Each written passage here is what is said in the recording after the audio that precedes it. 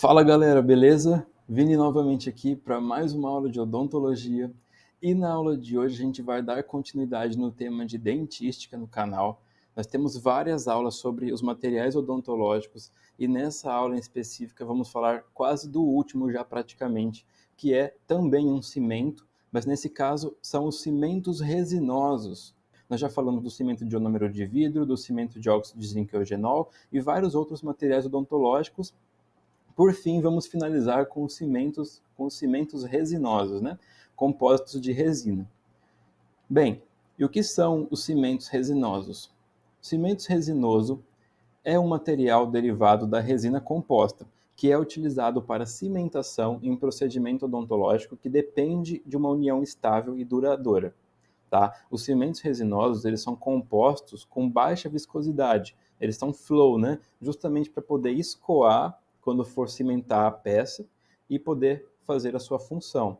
Assim, eles conseguem fluir e reter a restauração indireta quando tomar a presa e se polimerizar, formando uma fina e uniforme película e preferencialmente sem bolhas, para não atrapalhar a adesão do material e a longevidade. Vamos dar sequência falando das indicações, que são inúmeras indicações. Os cimentos resinosos têm como as principais indicações aplicação, cimentação de inlays, onlays, pontes, coroas totais metalocerâmicas, coroas totais em porcelana, cerâmica, resina, tá? Coroas metal free, ou seja, coroas puras de porcelana, núcleos reforçados de alumina, pinos, núcleos metálicos, coroas de zircônia e também pinos de fibra de vidro, além dos brackets ortodônticos em aparelhos utilizados.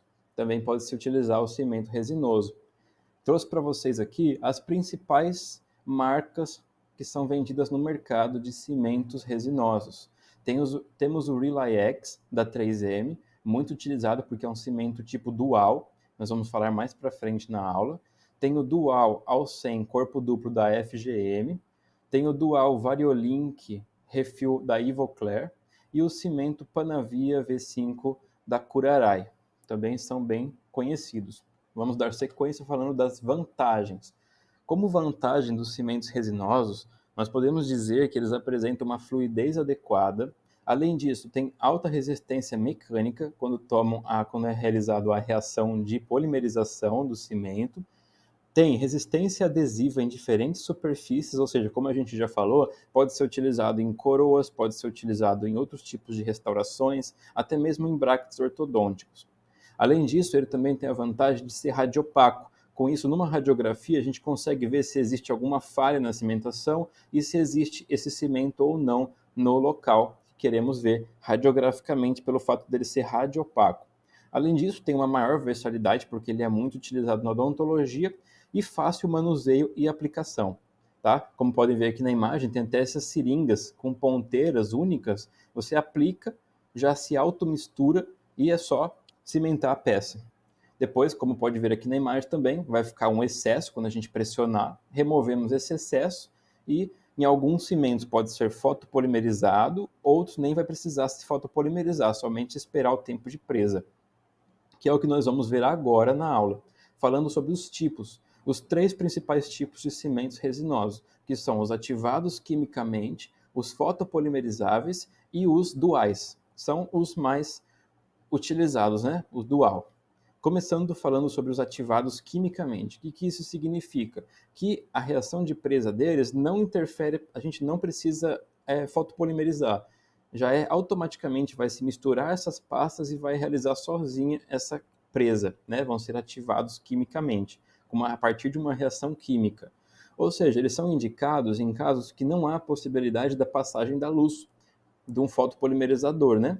Então, por exemplo, se fosse utilizar um cimento fotoativado em um núcleo metálico, em uma coroa metalocerâmica, em peças muito espessas, maior que 2,5 mm de espessura de cerâmica, essa luz não vai passar para fotopolimerizar, então não vai conseguir fazer a função de retenção. Por isso, precisa utilizar um cimento que vai tomar presa sozinho, independentemente da gente fotopolimerizar. Ele vai sozinho, a partir de um tempo, fazer a reação de presa a partir que a gente misture as pastas. Então, essas são as indicações dos ativados quimicamente. Falado deles, vamos falar dos fotoativados. Os fotoativados são indicados quando é possível utilizar uma fotoativação, né?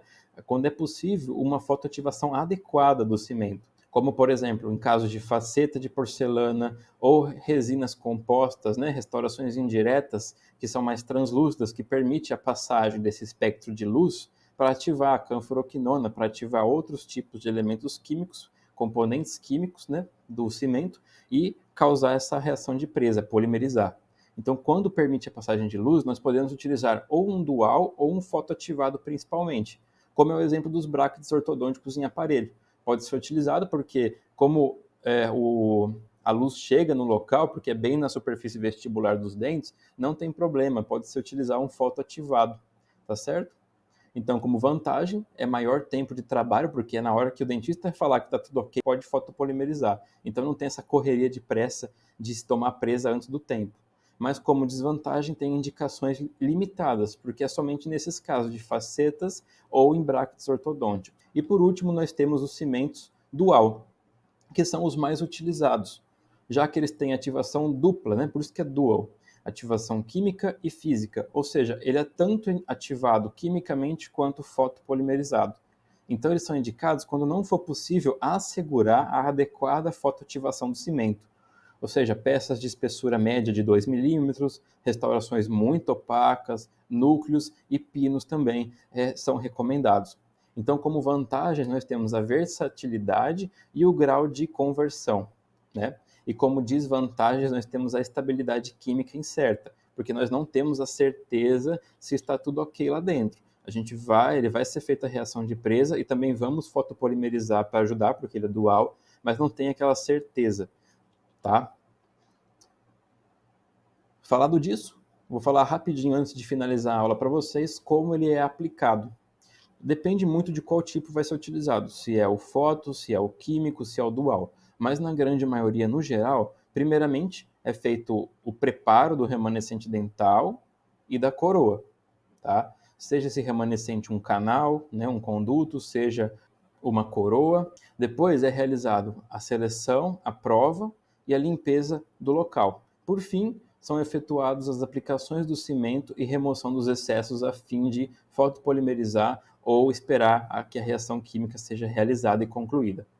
Ou seja, como já foi dito, cada um dos tipos possui particularidades e diferenças nesse passo a passo. Isso aqui é mais um geral, tá? Tem diversas etapas, como por exemplo, na hora de preparar o conduto ou o elemento, o remanescente dental, por exemplo, pode-se utilizar ácido fosfórico, pode-se utilizar outro ácido. Na peça pode ser aplicado ácido fluorídrico ou não, se ela é ácido sensível, se ela é ácido resistente, não precisa do ácido, já é feito mais um jateamento com óxido de alumínio, então varia muito. Varia muito se vai utilizar adesivo ou não, se vai aplicar silano. A gente pode fazer uma aula mais específica, por exemplo, nesse caso de cimentação de coroas, de cimentação de pinos de fibras, já é mais específico. Aqui é mais um geral sobre os cimentos em si, tá certo? Então aqui estão as referências que utilizei para fazer essa aula. Espero que tenham gostado.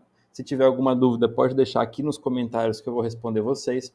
Vão na playlist do canal de dentística para conferir mais aulas também que eu fiz para vocês de dentística e outras matérias de materiais dentários também. E é isso. A gente se vê numa próxima. Um grande abraço e até mais.